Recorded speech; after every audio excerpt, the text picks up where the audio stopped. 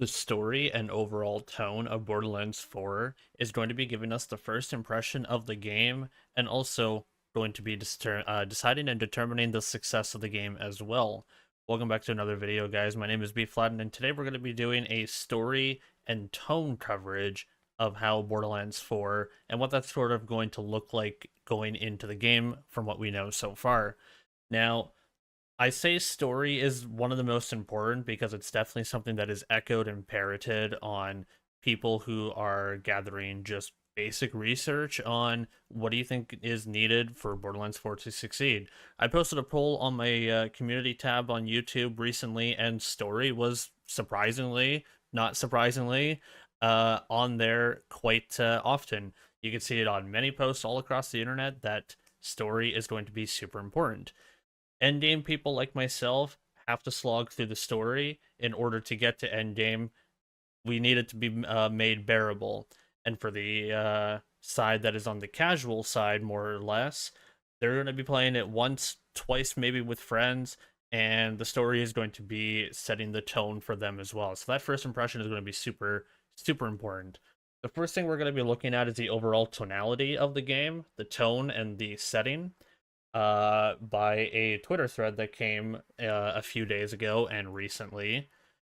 Going to be with one of the writers of the game, Sam Winkler. Not a big fan of the writing, honestly, and frankly, I would be totally okay if he was replaced. No shade, but I'm just not a fan of the writer himself. But they did say, not at liberty to talk much about the content of Borderlands 4, but I remain firm in my criticism of Borderlands 3's overabundance of toilet humor, as in the overabundance of fart jokes, just things of that nature. And if you played Borderlands 3, you probably know what I'm talking about. You might even have the same criticisms. Now, a reply came from Moxie saying, so you're saying I won't be able to use the poop poop farty 4000 while doing a mission to clean out porta potties with my companion, Skibbity Toilet. I'm not going to say there's no toilets, but if the word Skibbity shipped in the game under my watch, I'm going to cry real tears. Paul Tassi, a journalist, joked that we were going to have a gun called the Hawk 2A, and a fellow dev asked me if it was real, and I wanted to put my hand down the sink grinder. Now, a well-timed, occasional toilet fart joke, I think, is passable. If it's something delivered from Claptrap, and if it's something delivered in a ill-timed manner from Claptrap, it makes sense for the character's perspective. And once, maybe twice, if well done, I think is passable. Wouldn't you guys agree? Let me know in the comment section if that's something that you would agree with too. But let's go ahead and move on to the actual story itself, now that we know sort of where the tonality is going.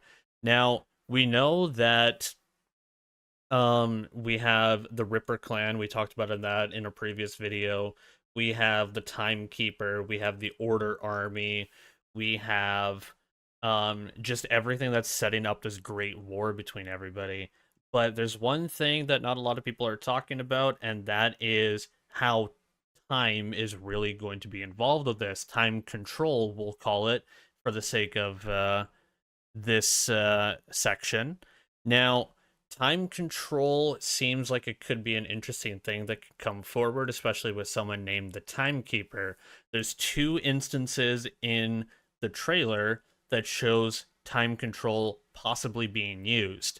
Now, I'm going to go ahead and just play this at normal speed.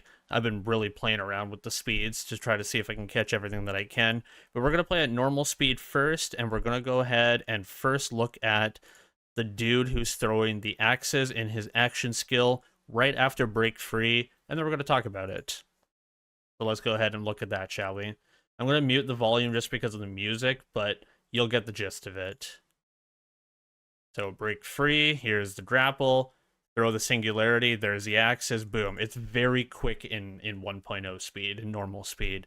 Now we're going to go ahead and do that one more time, but we're going to slow down the speed to a solid, let's say 0.5, and we're going to talk about that a little bit more.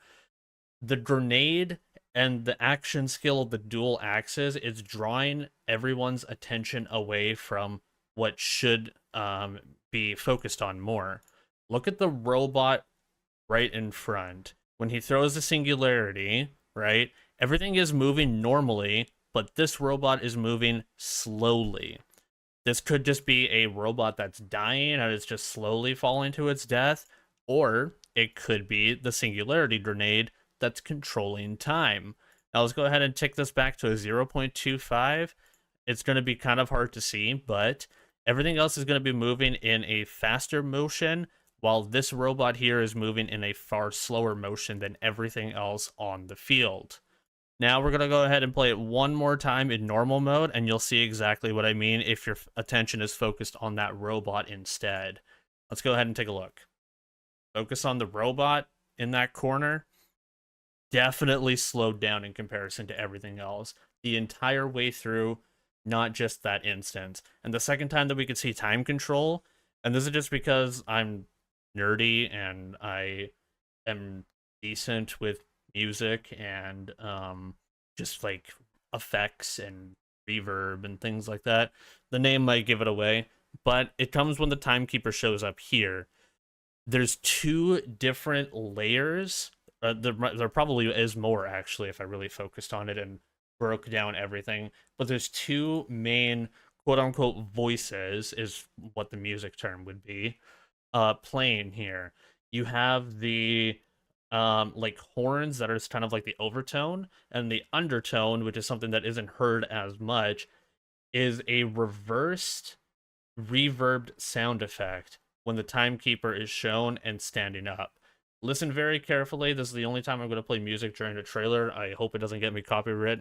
Give me a copyright strike, but I'm willing to risk it for this sort of example.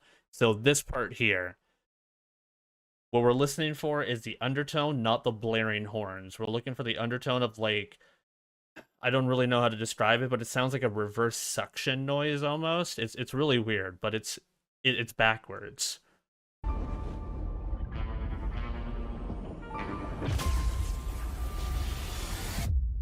Okay, so the three voices in there is the horns, the piano, and the sort of like that reverse suction reverb noise.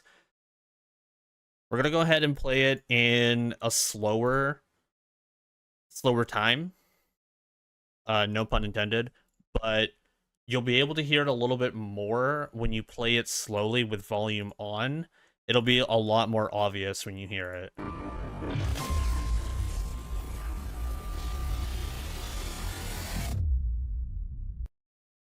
Now let's go ahead and play that one more time in normal speed, and just listen very carefully. I'm going to play the volume a little bit louder this time, so you can probably hear it. Maybe turn down your volume on your side, because I'm turning it up on my side, just so you can hear that reverse sound one more time.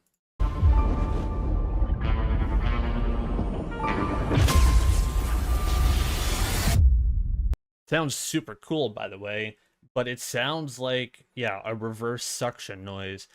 I've been trying to think of all day where I've heard that noise before, and it sounds like it's the intro to a game, and I just can't put my finger on it because I've been thinking about it all day. But it is definitely some form of reverse sound effect when the timekeeper is sort of rising up with that vault that's there, the mechanical vault that we've talked about so much. It's super weird that those two are just so close to each other back to back.